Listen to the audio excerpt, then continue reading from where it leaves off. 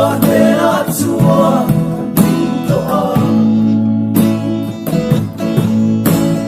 ngài em chế lần qua ngài xua chế ya hian him na câu xí lâu mây lê mong ăn đây sông qua đi su đi kia ga Bo Tawh Ang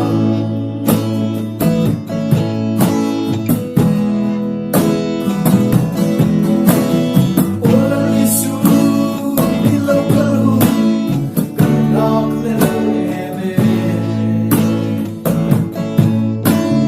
Ghiền Mì Gõ để